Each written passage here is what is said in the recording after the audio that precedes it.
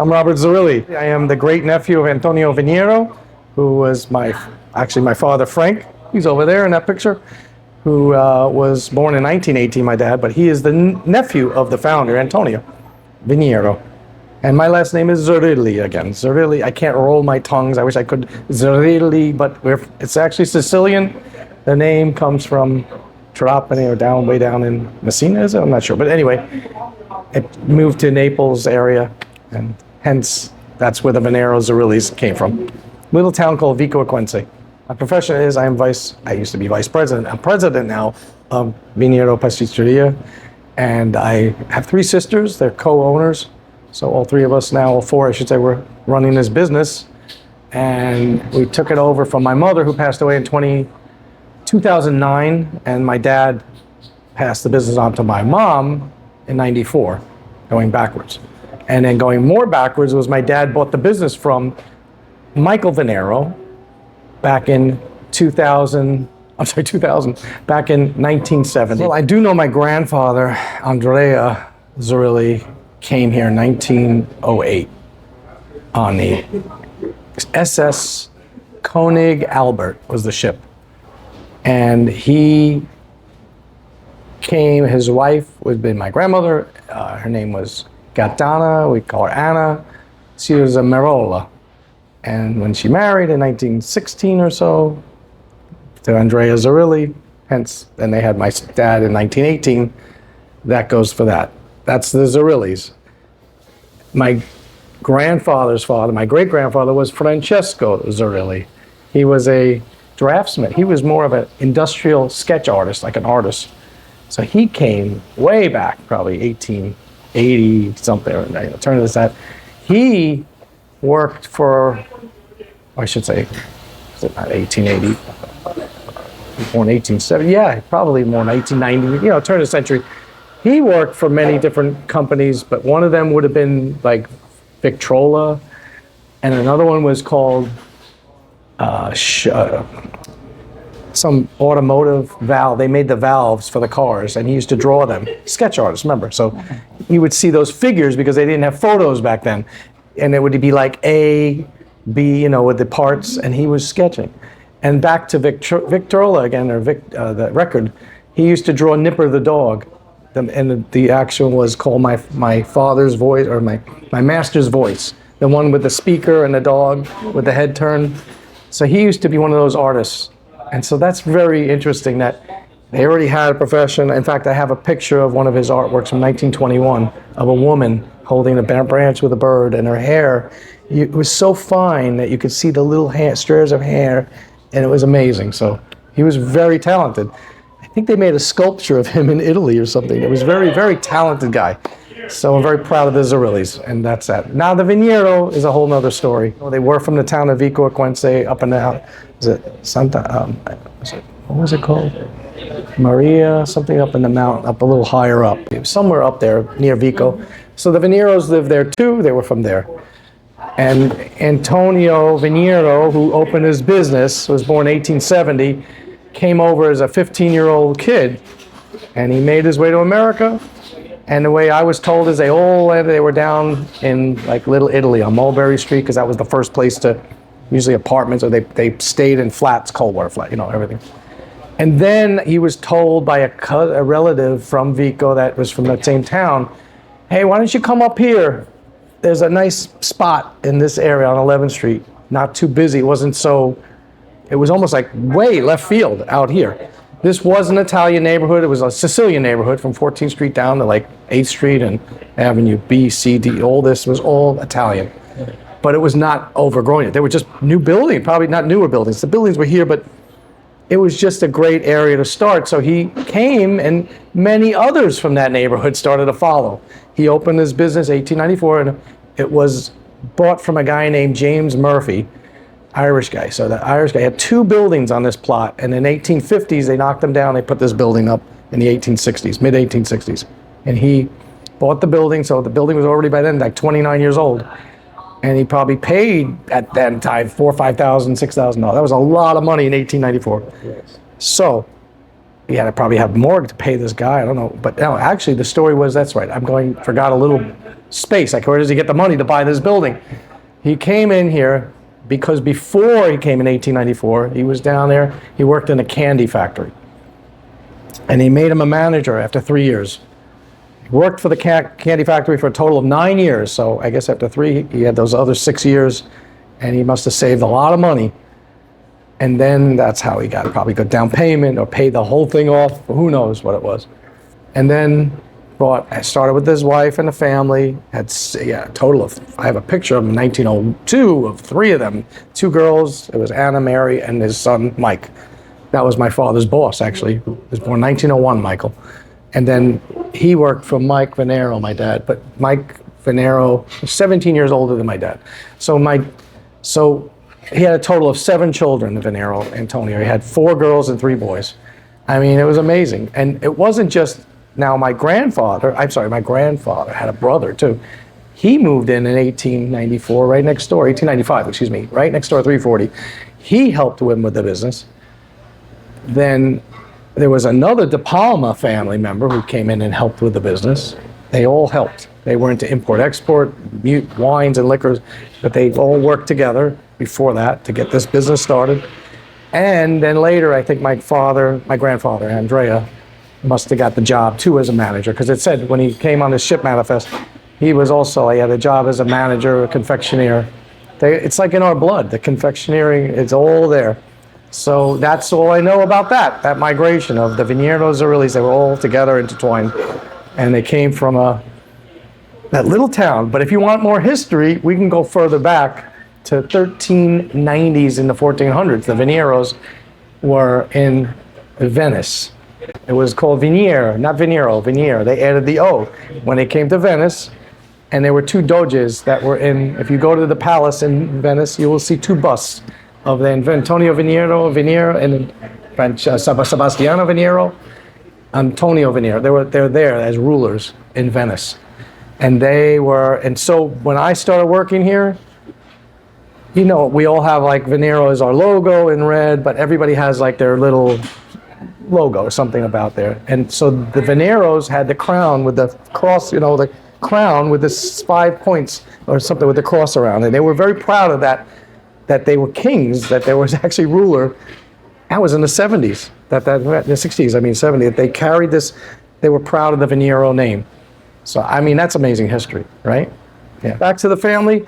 They were a total of, I said 7, right? So there are still grandchildren today. They're still alive. One is in Connecticut. So 2 years ago, they gave us a painting it's 100 years old, of Antonio Veniero. And it's in our cafe now, because it was in the house, and they had it they packed it up for me nice. They said, Robert, you should have this. It belongs here, not in there. And that was the best thing they could ever give, because you really should have a photo of the founder in any old business, right? Bruce Springsteen's in their family tree too. Wow. Not many people don't know who Bruce Springsteen is. No, I know. But Bruce, thank God you know, because I've been talking to 20-somethings that are younger, and they're like, who's that? And I says, it's okay. But in Italy, he's big. He's all worldwide. He's right now in Europe, in Manchester and England. He's touring. So Bruce's mother, Adele, is a Zerilli. So she is my father's first cousin. So Bruce is my second cousin. But I did not know this till I was 28 years old. I missed out. I could have had so many dates. I'm only kidding. But growing up, it was hot because in the 70s, he was huge, or 80s. So I was in high school. I graduated 81. And should have been 80, but 81. Anyway. That was like prime Bruce time. And I didn't appreciate Bruce's music then, because I was into hard rock. I was into The Who. I was into heavy big band, because it was Led Zeppelin. It was all about the big, And I was like, Bruce Springsteen.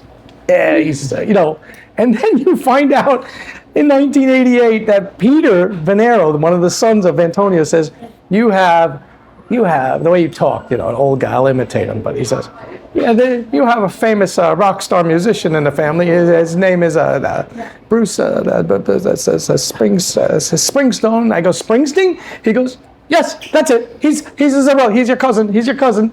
And I says, no, this can't be. This guy's 85. He was old. So then 1992 comes along, or was it 93? And 93. My dad used to let me close the store, and he went out with his friends and gallivanting that night. And then I'm closing up, chairs are going up, and a group comes in, like, I don't know, 8, 10 people, 2 older women, and they're looking for my dad. They're like, is Frank here? Frankie? Frank? And I says, no, he's not. He's closing. I'm his son, Robert. Oh, yeah, that's great. We came all the way from New Jersey, and I said, well, sorry, he's not here, Dad, because, people would come in. And they go, no, well, you don't understand. Bruce Springsteen's our nephew, this and that, and I was like, oh my God. It was like they came in after a show, probably in New York. And I says, yeah, come sit down. It was like a reunion. And we met this thing. It was mind-blowing. So then I didn't think much, but they said, if you ever want to go, we'll go to the show. We get backstage. But that was the period when he dropped his band and he was doing his own solo. And I'm like, whatever. I got to go to a show backstage, and he didn't come out. They don't come out, but it was meeting just to be there. And I was like, I kept her email. I was like, I'm keeping this Dora Z. She says, you see, it says Dora Z Kirby, AOL.com, like the Z. We keep the Z for zero. I'm like, wow. I was like blown away. So that to me was big, and he's still, now I got George, his manager. I got the whole thing. If I need to get tickets, I got tickets to that Broadway show. I made sure, that was hard to get. And I got my family to go. So it's kind of like, you can't write a script like that the guy, but the musicians, I do want to go backwards because my dad had a really good voice. My sister sings a cappella. She has a great singing voice. My daughter even had in school. So it's in the family. Like my great 2 aunts, they were Mary and Olga. They were spinsters. They never married. They were born 1890s. I'm sorry, I got a bad knee. And they were in 1890s. So they were, one coached opera singers and the other one was a concert pianist with the Metropolitan. And they were very talented musicians. And my grandfather, Andrea, was a violinist, very talented. Well, it was 26 years ago? 26 is the first time I think I went to Italy with a good friend of my father's. His name was Michael Rienzi. Miguel Rienzi is the pasta guy. And he's very much in supermarkets all over the tri-state. And he has his home and his factory there, everything in the Bari region, in Montepulciano. Anyway, western, from Rome, to the west. Oh, east, I'm sorry. Towards the other side. But so it was great. First class, we flew out there and I was blown away. He showed me all the sights in Italy, in Rome, excuse me. That was it. Did my experience, I felt like, wow, that was really nice, but I also felt like, different, I was like, wow, I get to see everyone's dressed so nice. They were really nice. The food, we had a few places to eat. It was interesting. But it was a business trip, really, too. It was not like a real vacation. So then my daughter, her husband, they got married. They had to get married quickly, but her husband at the time was getting his master's in York, England. And for my daughter to stay with him, she decided to get married, and they did it. And so she could live there. And she says, why don't we fly out to there, and we'll fly from England to Rome, and we'll rent, and we'll go from there and explore. The thing I remember the best was going down to my hometown. I went to Vico Equense finally. Said, I got to go. Naples, we drove. And it was the best. Just coming through the tunnel, I'm seeing my hometown. I was blown away. 2 days there. And we see Grand Cafe Zerilli. It's still there in the square, La Fontana. It's amazing. And we took pictures, and then, oh yeah, that's right. I was on the computer talking with this Paola. I didn't even realize Paola. I forgot it was a woman. It's not a man, Paola. And she is part of this Bruce Springsteen's fan club called Pink Cadillac. So now they're trying to meet me there. 18, I just found the connection was then. But I was cool, so I could, I was reading this email, and she says, well, we'll meet you in your town, don't worry. This was another Tita Zerilli, her name is, but she says Zerilli, spells a little different, and her husband. Anyway, I get there, we're sitting in this little hotel Astoria looking over the Bay of Naples. There was a quiet. We came back from Pompeii, did our thing. I told her, I said, well, look, we're going to be doing this Pompeii thing, and we'll get back in the afternoon. I don't know when we're going to see. So next thing you know, my wife sees this, we're sitting outside with them. They're supposed to wait for them. Don't worry, we'll be there. And she sees this couple inside the hotel, and she's like, she doesn't know who they are, but they think she has an idea. She says, are you waiting for Robert Zerilli? And she says, si. She says, I'm Tita Zerilli. This is my husband, and Antonio, and we were da-da-da. So now, out of the woodwork, another 10 other people and 12, they're all part of this fan club. They were meeting me. And my kids are looking like, we don't know nobody in Italy there. Remember, we just came and it was like a big family, like a thing, and we took pictures, and they're holding the banner, the pink Cadillac with the Bruce Springsteen on the back. I still have the picture. To me, that was like amazing. So that was a big, you mentioned connection, that was a connection. And then we did our travels, and we went all through Europe, and it was fun. But then I went back again, just 2 years ago. Germana set it up because of the book. I talked to the mayor, vice mayor of Vico Equense. She says, Robert, Bruce Springsteen, they gave him an honorary citizenship for Vico because his family, remember the family, they grew up, his great-grandfather, my great-grandfather, brothers, same building is still there in La Fontana Square. So, and she said, they just asked me, they don't want to have that, but they want, if you're going to come out, they just want you to sign a paper to make sure you're going to come, and we want to give you an honorary citizenship because of the connection. I says, of course I would sign it.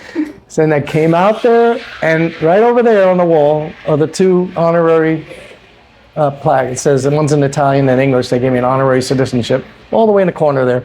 And so, there you go. I'm trying to get the real citizenship. Not that easy. You know, I'm going to try. I'm never going to give up. I have to try. La Sanguinacci, my grandfather. I can do this. I can do it. As long as the parliament doesn't change anything, I hope to get it. Fingers crossed. Fingers crossed. Because then my daughter, Katrina, she can get, and my granddaughter, Azalea, because of my wife, my daughter. Hopefully we pass it down, and that would be the best gift to leave, right? But I don't speak Italian. I got to learn it because that might be one of the requirements next that they tell you. Yeah, it could be. It could be. But you have time to learn. I have time to learn. And you have the basis. That's true. Do you think that Italy and United States in general are a close country? You think? But I think they'll always have a great relationship. Of course, you have to. Very important. How many Italians, Americans are here? I mean, not as many as nor Swiss, what they call over the years, Irish and America. It's such a such a young country. 200 and something years, 50 is nothing compared to Italy. But I think that's the reason why they need to keep the connection because what do you have? It's important to have your, and it's going to be other ethnic groups too. I mean, I just mentioned before about Spanish people. They're pushing them people away when they need them the most. So I think down the line, history is going to look back and they're just going to laugh at it and say, they really were stupid, that they had some opportunity to really embrace something like a big empire to make it bigger. I know, and Trump's doing, we'll talk politics, he's turning it the other way around. I think I want to grab up there instead of where the people want to come the most. Yeah. I don't know, it's crazy. Va bene. Mannaggia l'americano. What about, we were talking about, the traces that Italian culture left here in the United States. Right, it's not spaghetti and meatballs. Yeah, I mean... No, we changed that. We made it here, right? You can't get it. But yes, what did they leave? They left cannoli. They left the great pasticciotti, sfogliatelli. No, seriously, besides food, architecture. Come on. Aqueduct, the agua, as I say. Just, you could go up to 178 and see the original, it looks like in Rome with the water, which is now a bridge, the one that goes across from the Bronx. That was a big one. The arts, the music, opera. Oh, there's a story about the opera. I was told that, like Caruso, he was very connected when the Metropolitan was on 20-something Street. But he used to call in and they would order his orders from Veniero. Way back, Enrico Caruso, come on. How cool is that? There was also some manager of ours that he used to work up, there was a restaurant up the street, and he used to take the trolley down from 22nd all the way to work in the morning, the first trolley to get to Veniero. But he used to work in a restaurant that used to serve the King of Italy back in the day. And that was somebody that was our manager here that opened the store. So it's all connected, like there's old connections but as for the future, what's still the connection that today is technology, I think, too. So many bright Italians in medical and engineering and just, it goes on. And they all want to work in this country, and I think it's great. It's sad in a way that they're leaving Italy. And I hear that there's not many people having any kids, and that's a big, big problem. The only thing I look at it is if I ever get my citizenship, I would be like finding something like, no problem. This has been abandoned. This is free. I'll buy this beautiful villa, little corner piece. It's been empty for the last 20 years, you know. I don't know. I'm just saying what goes around comes around, but maybe I will get a chance to have that opportunity. It is a beautiful country. I mean, I love it. Oh, I know my history. I know about Sicilies. I know the Sicilians that were hanged down in what's it called? Help me out there. Louisiana. There's a history about that, and they way back. You know, Italians. They were prejudiced upon. My grandfather, Parisi Antonio, he was a World War I veteran, but he was also in the Italian army. So he has also Purple Heart. Purple Heart because of what happened. He endured some. So he was in both armies. Not many people could say that. Very proud American, Italian American, and he also was, story goes, my mother used to say, because again, that's the Sicilian side, Parisi, my mother's side, because I have a Sicilian on, my dad wasn't Sicilian, that was Neapolitan. And she used to say something about, I know, not gonna be true, but he was working side by side with the black people, like they would dig, literally, the plaster, he was a plasterer. And they got the low jobs back then, and they worked in that real physical, and my mother said, Papa, you know, my father, if a black man wanted to be with me or somebody, he would have never object because he believed that that person's a human, like a person that works. And you know what I mean? It's love or something, like whatever. That's interesting to hear that back then. My mother was born 1921. I mean, that's just to give you an example of what he thought. So there wasn't much prejudice, and yet my mother, there was prejudice because it was all around it then. The people, I'm sorry, how can I say this? My mother used to say back in her time that it was so, we used to leave our windows open and we were safe and nobody had crime. And the people in Harlem lived in Harlem and it was segregation. So basically, yes, everybody, that's because my father, that we used to say, yeah, somebody came into our area, we hit him over the head with a baseball bat. So he didn't think it was a prejudice, that just was life. But that was the extreme side of it. But then there were others that were just, get it, you know, these are human beings, they're people, we work together. So. It's about prejudice. Yes. Because Italians experimented that kind of, that kind of treatment. Yeah. And well, mainly because the language, obviously, they didn't speak the language, so it was just blah, blah, blah, blah. They weren't speaking English. Speak English. And the other one was this. I mean, look at me. I'm not exactly, I am just what I am. But growing up, I experienced prejudice too. I think I did in the 60s. In the New Jersey little town, it was a waspy white town. I just felt it, yes. Just felt it. Not that I was Italian even. They just couldn't judge. I get people that come in, some Middle Easterners, some people like, you look like you're from, you know, some Arabic town or this. And so they'll just judge you.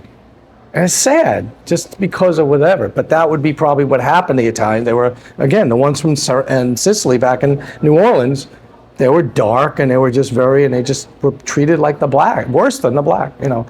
That says something back then. So a lot to overcome. And they overcame it, you know.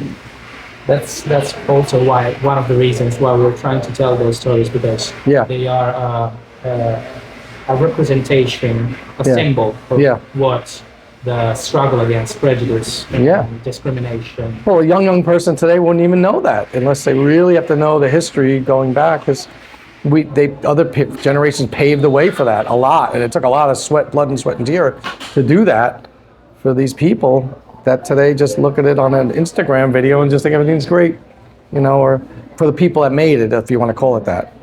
It's just always a struggle. There's always a struggle somewhere, right? The people are struggling now.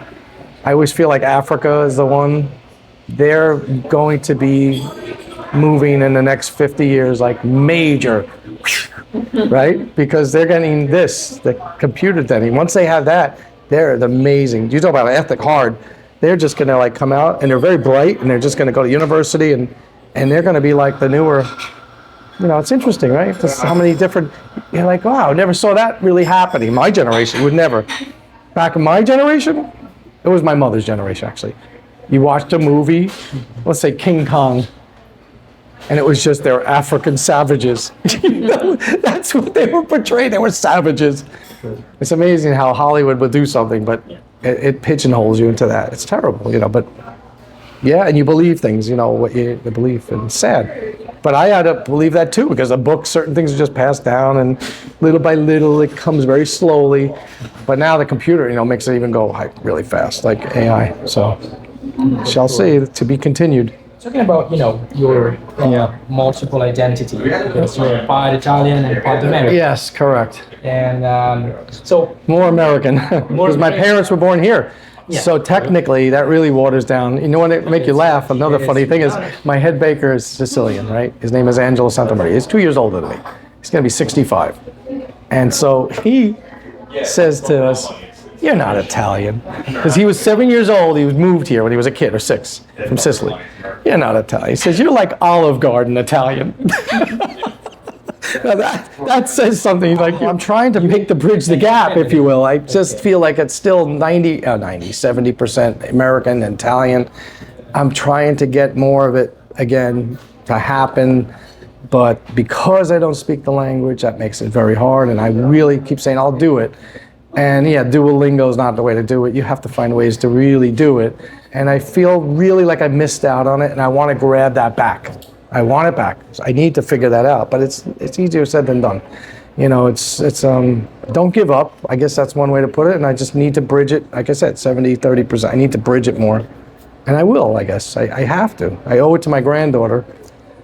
My daughter, I should say first daughter. Because my daughter, even in high school, studied Italian. They went to the Italian thing. They went with the school.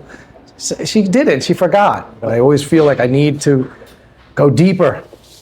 I'll go back to Pompeii, and now when I see it on TV, I'll say, "Oh, they had that there." And I want to go back and see that. I want to read more about it. And you know what I mean? Like, I find it fascinating because it is part of your roots. It is part of.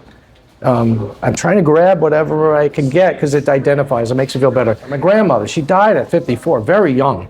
My father wasn't even quite 18 or 19. And I thought, everybody at Veniero's used to say, "Your grandmother, she was a beautiful woman." And, she actually cared for the Veniero children, like a babysitter. There's a story here, and coming to America and making a really successful, to this day, business. And why shouldn't it be told? And still, it's being told. They say that the best education was to travel the world. And by traveling, you meet the cultures and people. And Mark Twain was not a person of prejudice. He had this African-American man that he was with. It was all about whatever countries he went. And I would always say when I was a kid, we went to the Statue of Liberty from New Jersey, and we went to New York City, and they did try to instill some of that pride. It was really cool. American Museum of Natural History. They did the usual thing. They still do these trips. But that to me is wasted. They need to put more money or take them on a plane, charter to another country. Forget America. They're always going to find a way to be here. They need to go to India and do that one and then say, okay, meet the people. So the kid comes back I'm talking a young age, impressionable 7, and is going to be like, I liked India. India, it wasn't from a book. It was experiencing it. Another one in Iceland, or another one, in Germany, or that's all. Just that, the money spent, forget education, that would be the education. The money spent that way. And then you do your education. Wouldn't that be beautiful? That's the way to learn. Yeah. That would be the way to find a bridge around the whole world, because then that could eliminate at least maybe 0.5% of the prejudice. Because that's going to tell you what, I met this person there, that young Indian girl, or I met this guy that was really friendship. And you're not going to get that in a book on this. You're not going to get it. Wouldn't it be beautiful? That money spent. So yes, it costs a lot of money to bring the kids, charter it. But the money saved that way, you're getting it back 10 times more. That's the way I believe. So that would be the generation that would be, would understand it more than me telling it. But they need to do that. And maybe they will do that one day. Wouldn't that make sense? Absolutely. Welcome to Veniero. Welcome to America. I open my doors to you 24/7. You come here, have a cappuccino, an espresso, and I promise you'll have the best time. And I hope you would reciprocate if I go back to your country. Absolutely. Grazie mille.